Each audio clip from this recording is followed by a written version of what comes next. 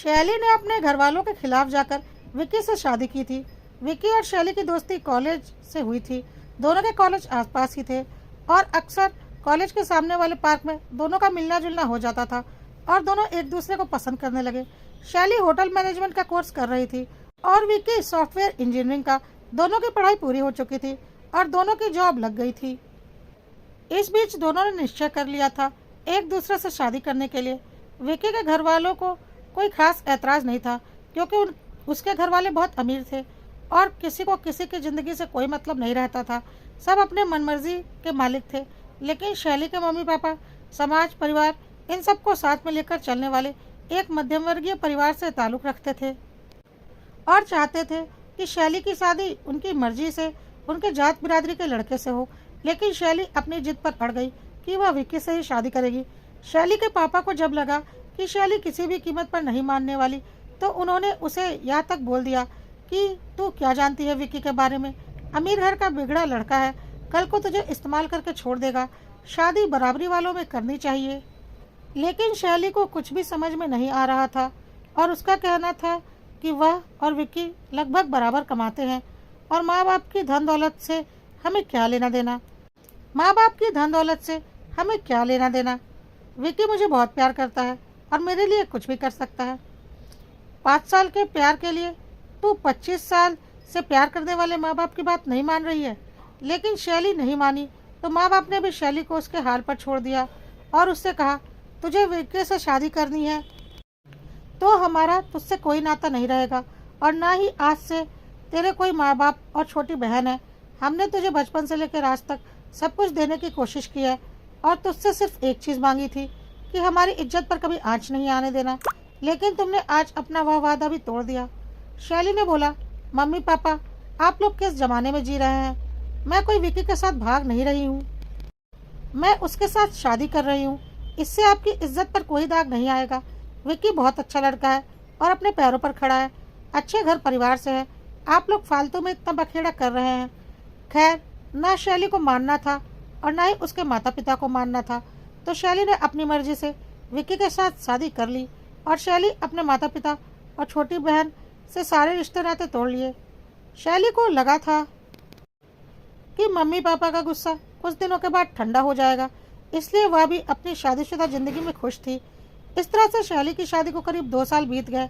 शैली और विक्की बहुत खुश थे, लेकिन शैली के माँ बाप ने आज तक शैली को माफ़ नहीं किया था और ना ही उससे कोई संपर्क रखा था।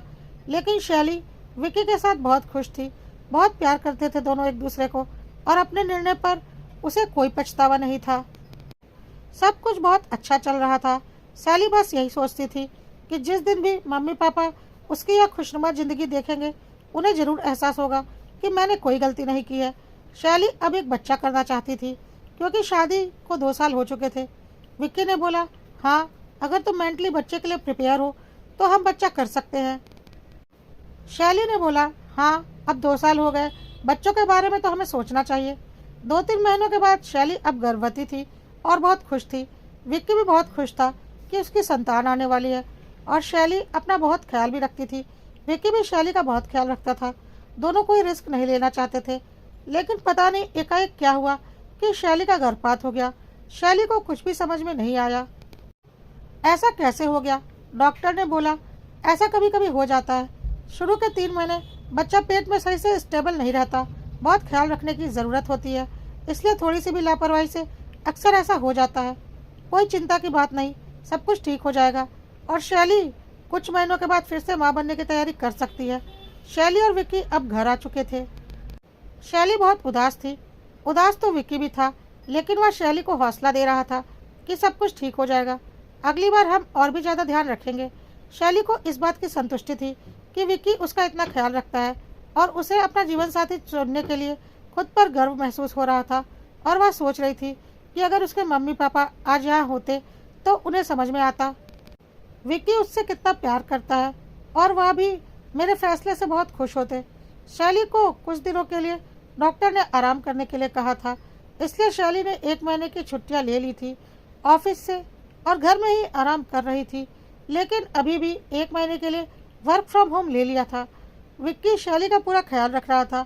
शैली अब धीरे धीरे स्वस्थ हो रही थी। पर वह मानसिक रूप से बहुत कमज़ोर होती जा रही थी। जो थोड़े बहुत काम वह करती थी उसमें भी बहुत गड़बड़ कर देती थी। जैसे दाल में नमक नहीं डालती, सब्जी में 2 बार नमक डाल देती, धुले हुए कपड़े दोबारा धोने के लिए डाल देती, और जब खाना खाने बैठती तो दाल में नमक नहीं, सब्जी में ज़्यादा नमक मिलता तो अपनी गलती का एहसास होता, कपड़े भी वह दोबारा धो डालती। और विक्की बोलता यह धुले हुए कपड़े हैं तो उसे अपनी गलती का एहसास होता। पता नहीं क्यों वह ऐसी गलतियां कर रही थी। विक्की ने बोला कोई बात नहीं शैली, तुम्हारे साथ इतना कुछ हो गया है इसलिए तुम्हें डिप्रेशन हो गई होगी, तुम टेंशन मत लो। लेकिन शैली ठीक होने के बजाय और भी ज़्यादा डिप्रेस होती जा रही थी और उसकी गलतियां बढ़ती ही जा रही थी। गर्म किए हुए दूध को वह दोबारा गर्म करने के लिए गैस पर रख देती थी। एक बार खाना खा लेने के बाद उसे लगता कि उसने खाना नहीं खाया है और वह दोबारा खाना खाने जाती, पर खाना किचन में नहीं होता। तब विक्की बताता कि तुमने अभी अभी तो खाना खाया था, और जूठी प्लेट सिंक में उसे दिखाई पड़ती, पर उसे भूख लग रही होती और उसे ऐसा लगता कि उसने खाना नहीं खाया है। शैली को अब कुछ भी अच्छा नहीं लग रहा था। उसे लग रहा था उसकी तबीयत कुछ ज़्यादा ही बिगड़ती जा रही है। तब विक्की ने बोला चलो हम डॉक्टर से मिलकर आते हैं, मुझे भी अब कुछ ठीक नहीं लग रहा, डॉक्टर से दिखा लेना सही रहेगा। और विक्की शैली को डॉक्टर के पास ले गया।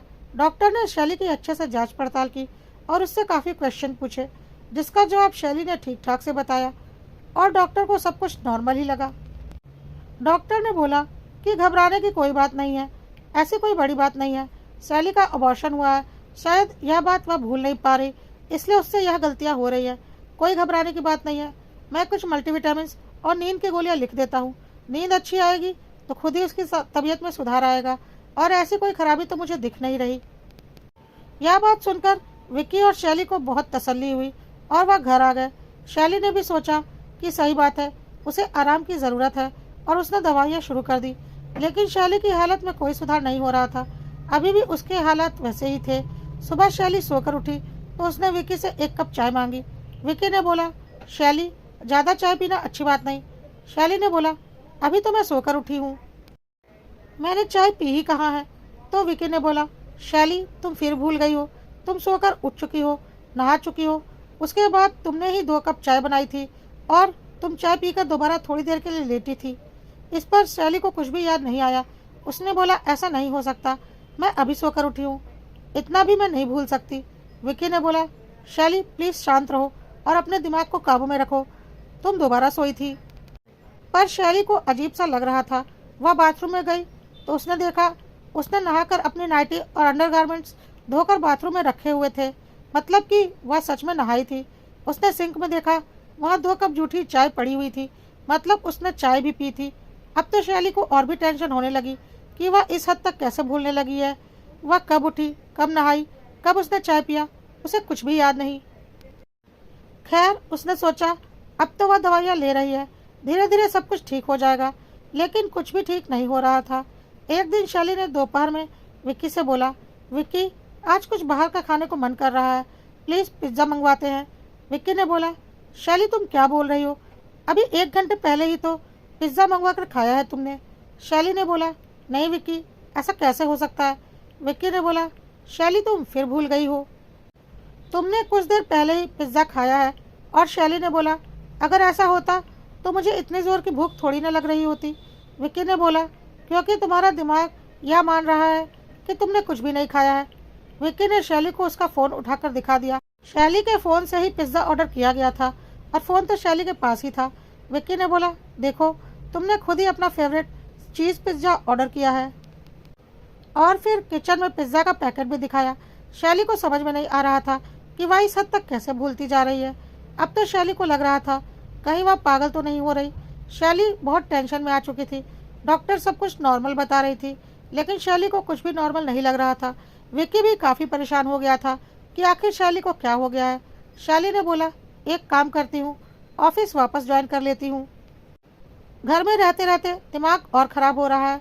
विक्की ने बोला हाँ यह ठीक रहेगा, तुम ऑफिस ज्वाइन कर लो, तुम्हारा मन लगा रहेगा और तुम फालतू की बातें नहीं सोचोगी।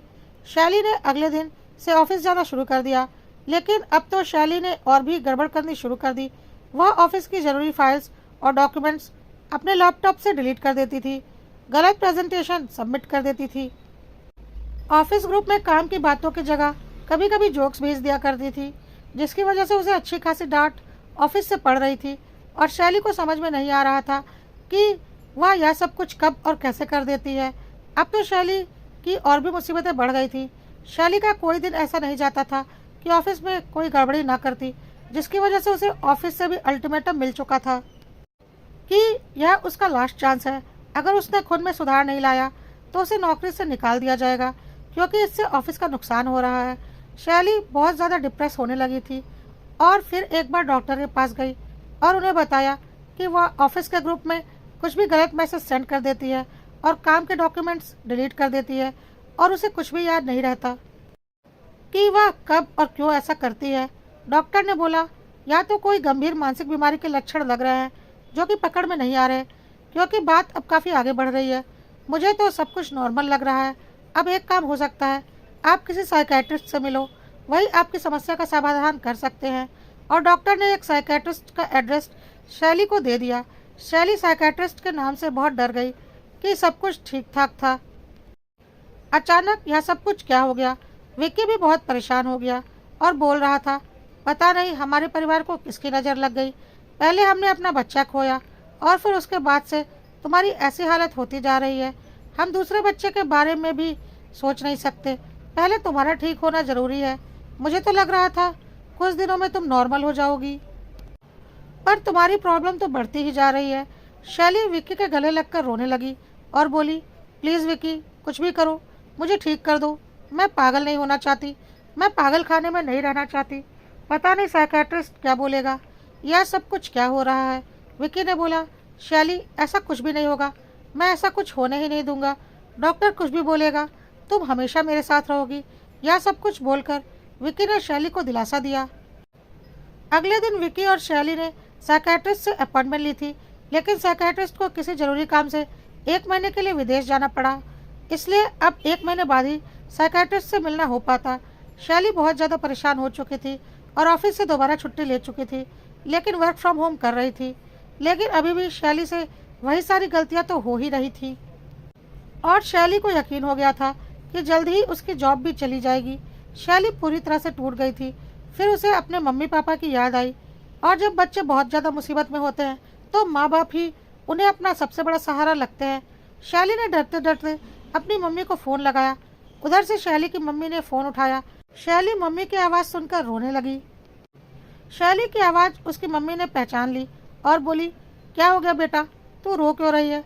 शैली ने बोला, मम्मी मेरी तबीयत बहुत ख़राब है, मैं पागल हो रही हूँ, मैं धीरे धीरे पूरी तरह से पागल हो जाऊँगी। पता नहीं मुझे क्या हो गया है, कुछ समझ में नहीं आ रहा। और शैली ने पूरी बात अपनी मम्मी को बता दी। माँ बाप कितना भी नाराज़ हो, बच्चों के दुख के आगे पिघल ही जाते हैं। शैली की माँ ने बोला, क्या विक्की तुम्हारा ठीक से ख्याल नहीं रखता। शैली ने बोला, मम्मी विक्की ही तो है जिसकी वजह से मैं आज तक जिंदा हूँ। बहुत प्यार करता है मुझसे, नहीं तो मैं कब का मर जाती। लेकिन मम्मी अब मुझे बहुत अकेला लग रहा है, मैं कुछ दिनों के लिए आपके पास आना चाहती हूँ। शैली के मम्मी पापा शैली का दुख देखकर पिघल चुके थे और उन्होंने बोला, ठीक है, तो कुछ दिनों के लिए यहाँ आकर हमारे साथ रहे, हमारे बीच रहेगी तो सब कुछ ठीक हो जाएगा। शायद हमने तुझसे सारे रिश्ते नाते तोड़ दिए और ऊपर से तूने अपना बच्चा भी खो दिया, इसलिए तुझे ऐसा सदमा लग गया होगा जिसकी वजह से तू डिप्रेस हो रही है। यहाँ आ जाओ, सब कुछ ठीक हो जाएगा, हम सब मिलकर फिर से एक साथ रहेंगे। और शैली विक्की के साथ अपने मायके चली गई। विक्की से मिलकर शैली के मम्मी पापा को अपनी गलती का एहसास हो रहा था, क्योंकि विक्की हर तरह से शैली के लायक था और उन्हें लग रहा था विक्की से शादी करके शैली ने कोई गलती नहीं की है। विक्की शैली को छोड़कर अगले ही दिन वापस आ गया और बोला 1 महीने बाद आकर वह शैली को ले जाएगा। शैली अपने मायके में बहुत खुश थी। उसकी मम्मी उसे कोई काम नहीं करने देती थी और उसे उसकी मनपसंद चीज़ें बनाकर खिलाती रहती थी। शैली में थोड़ा सुधार तो हो रहा था, अब वह खुद का खाना पीना नहीं भूलती थी, सब कुछ ठीक था। लेकिन वर्क फ्रॉम होम में अभी भी वह गड़बड़ियाँ कर रही थी। ऑफिस का काम करते वक्त उससे गड़बड़ियाँ हो जा रही थी, जैसे ज़रूरी डॉक्यूमेंट्स डिलीट कर देना, फालतू चीज़ें ऑफिस के ग्रुप में सेंड कर देना बदस्तूर जारी था। शैली की बहन ने बोला, घबराओ मत दीदी, धीरे धीरे यह सब कुछ भी ठीक हो जाएगा। देखो अब तुम बस ऑफिस में ही गड़बड़ी कर रही हो और जो तुम घर में गड़बड़ियाँ करती थी वह सब कुछ तो लगभग बंद हो गया है, तो धीरे धीरे यह भी ठीक हो जाएगा। और फिर जब तुम वापस पहले जैसी हो जाओगी तो पूरी तरह से भली चंगी हो जाओगी। साइकेट्रिस्ट से दिखाने की कभी कोई ज़रूरत ही नहीं पड़ेगी। इसी तरह से 1 महीने का वक्त बीत गया। शैली को अब वापस जाना था, लेकिन उसका मन नहीं कर रहा था और उसे लग रहा था कि जो थोड़ा बहुत सुधार उसमें हुआ है वह अपने से संबंधित चीज़ें नहीं भूलती, जैसे खाना खाकर भूल जाना या नहाकर भूल जाना। लेकिन अभी भी ऑफिस के कामों में बहुत गड़बड़ियाँ कर रही है, लेकिन जाना भी ज़रूरी था। शैली बहुत परेशान थी। शैली की माँ ने बोला, एक काम कर बेटा, रिमी को अपने साथ ले जा, उसकी छुट्टियां चल रही हैं, कुछ दिनों तेरे साथ रह लेगी, तेरा मन बहल जाएगा। शैली को यह बात ठीक लगी। रिमी भी सॉफ्टवेयर इंजीनियरिंग कर रही थी और अभी उसके कॉलेज की छुट्टियां चल रही थी। शैली अपने साथ रिमी को लेकर अपने घर आ गई थी। 1-2 दिन तो सब कुछ ठीक रहा। उसके बाद धीरे धीरे फिर से शैली अपनी पुरानी हरकतें करने लगी, जो कि मायके में लगभग बंद हो चुकी थी।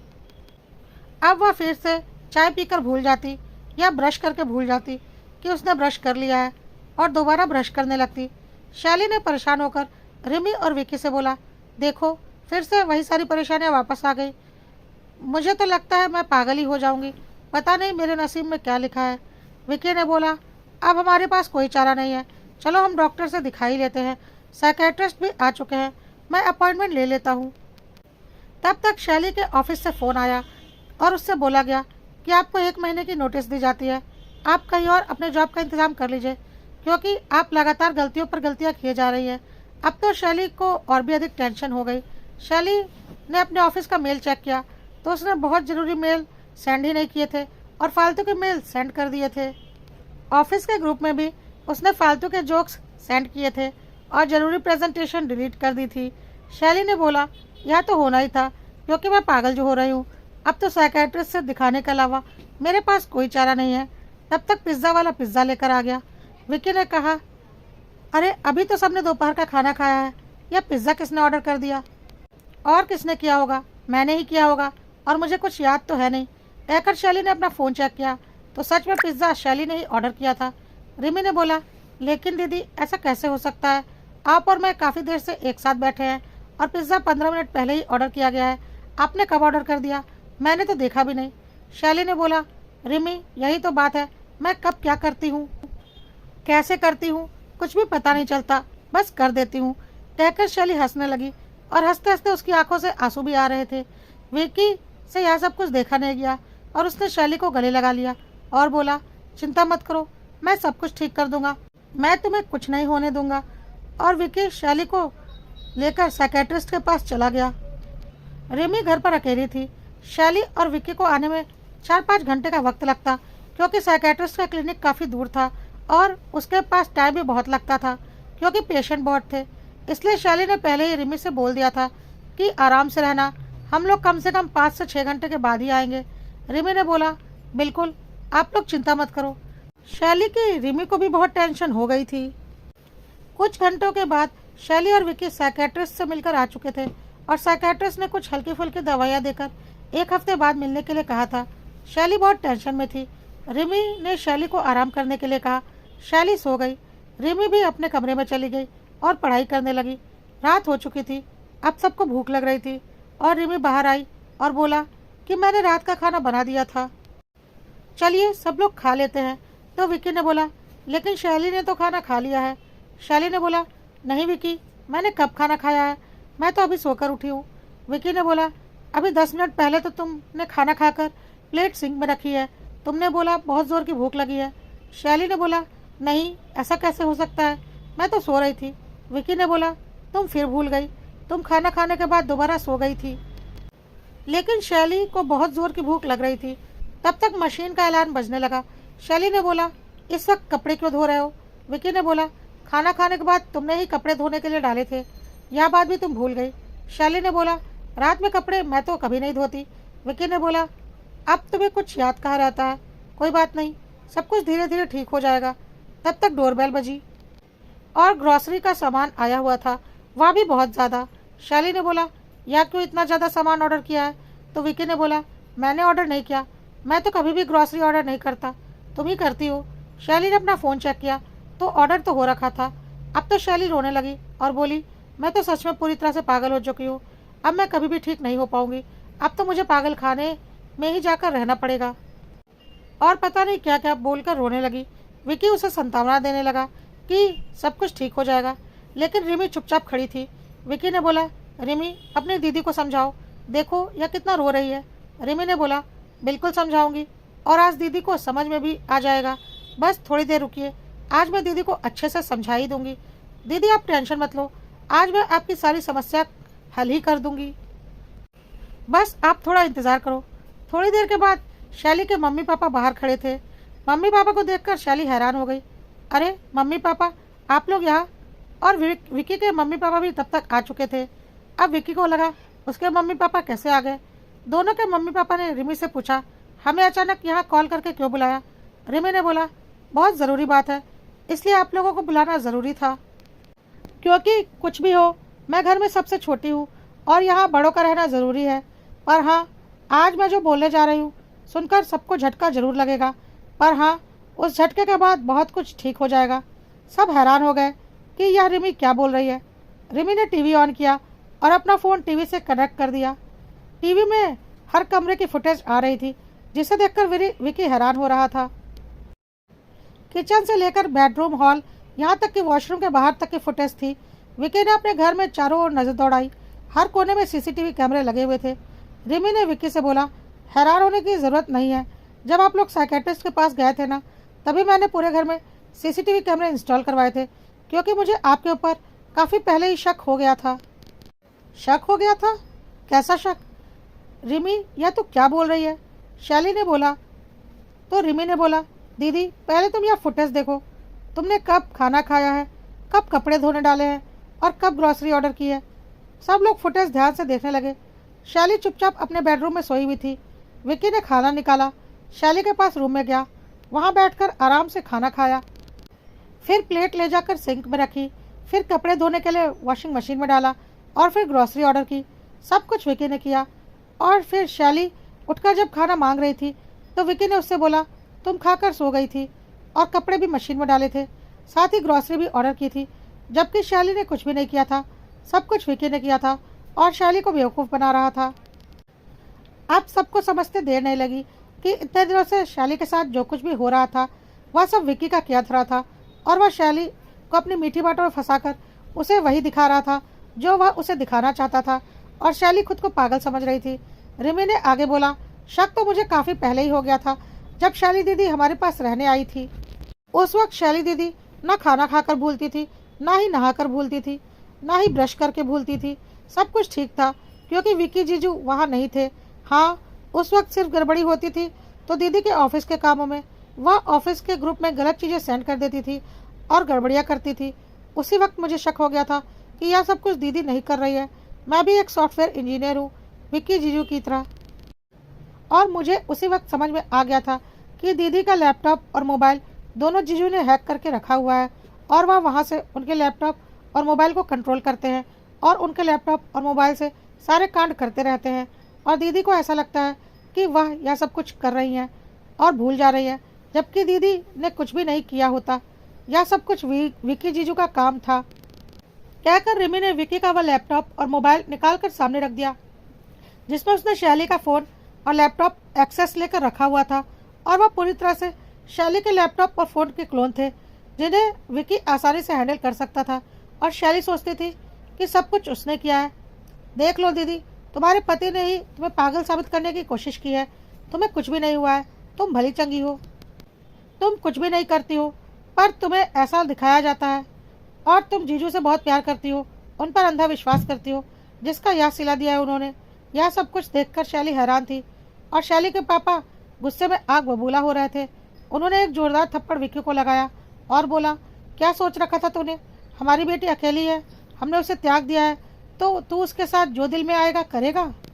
अरे माँ बाप बच्चों से गुस्सा हो सकते हैं, पर अपने दिल से कभी भी त्याग नहीं सकते। आज शैली को समझ में नहीं आ रहा था कि विक्की ऐसा क्यों कर रहा है। विक्की के मम्मी पापा भी हैरान थे, क्योंकि उसने अपनी मर्जी से शैली से शादी की थी। शैली ने विक्की का कॉलर पकड़कर रोते हुए पूछा, विक्की आखिर तुमने मेरे साथ ऐसा क्यों किया? मैं तुमसे कितना प्यार करती थी, तुम भी मुझसे इतना प्यार करते थे, फिर तुमने मेरे साथ ऐसा क्यों किया? विक्की ने बोला, शैली मैं तुमसे बोर हो गया था, मैं तुमसे छुटकारा पाना चाहता था, लेकिन मुझे पता था तुम मुझे इतनी आसानी से छोड़ोगी नहीं। ऊपर से अब तुम्हें बच्चे की जिद हो गई थी और मुझे लगा बच्चा पैदा हो जाएगा तो तुमसे छुटकारा पाना और भी ज़्यादा मुश्किल हो जाएगा और मैं एक लड़की के साथ जीवन भर नहीं रह सकता। मैं ऐसा ही हूँ। तुमसे पहले भी मेरे कई अफेयर्स रहे हैं, लेकिन तुमने तो मुझसे शादी ही कर ली और फिर मैं कहीं किसी और लड़की को फंसा नहीं पाया। लेकिन 2 साल होते होते मैं तुमसे बोर हो गया और अब तुम्हें बच्चा चाहिए था, इसलिए मुझे यह सब कुछ करना पड़ा। सबसे पहले तुम्हारे बच्चे को ख़त्म करने के लिए मैंने तुम्हें दूध में अबॉर्शन की गोली मिलाकर दी ताकि बच्चा खत्म हो जाए। सुनकर शैली को यकीन नहीं हुआ कि कोई पिता अपने ही बच्चे की जान ले सकता है और उसने भी एक जोरदार तमाचा विक्की के गाल पर लगाया। विक्की ने बोला, उसके बाद मैंने सोच लिया कि तुम्हें पागल साबित कर दूंगा और पागल औरत से तो आसानी से तलाक मिल सकता है और तुम तो फिर खुद ही मुझे छोड़ दोगी क्योंकि तुम मेरी ज़िंदगी कभी बर्बाद नहीं करना चाहोगी, इतना प्यार जो करती हो मुझसे। इसलिए मैंने तुम्हारा लैपटॉप और मोबाइल हैक कर लिया और खुद ही तुम्हारे लैपटॉप और मोबाइल से सारे कांड करने लगा और तुम्हें लगता था कि वह सब कुछ तुम कर रही हो। और घर में जानबूझकर मैं तुमसे झूठ बोलता था कि तुमने खाना खा लिया है या चाय पी ली है, जबकि ऐसा कुछ नहीं होता था। लेकिन मैं तुम्हें जैसा दिखाता था तुम वैसा ही देखती थी। आखिर अंधा विश्वास जो करती थी मुझ पर। यह सब कुछ सुनकर शैली बुरी तरह से टूट गई और बोली, विकी, आज तुमने मेरा प्यार पर से विश्वास उठा दिया। अब कोई लड़की किसी लड़के से प्यार करने से पहले 100 बार सोचेगी। क्यों किया तुमने ऐसा? और अपने मम्मी पापा से बोलने लगी, मम्मी पापा आप लोग ठीक बोलते हैं, माँ बाप से ज़्यादा भला कभी कोई अपने बच्चों के लिए नहीं सोच सकता। मुझे आपकी मर्जी के खिलाफ शादी नहीं करनी चाहिए थी। देखिए, मेरा एक गलत फैसला आज मुझे कहाँ ले आया। शैली के पास अब कोई शब्द नहीं थे बोलने के लिए और वह लगातार रोए जा रही थी।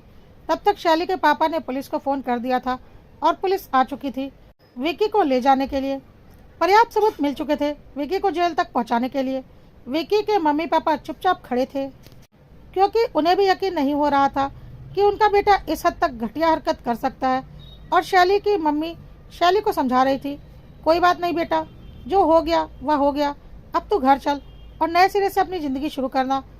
और एक नई सुबह शैली का इंतज़ार कर रही थी।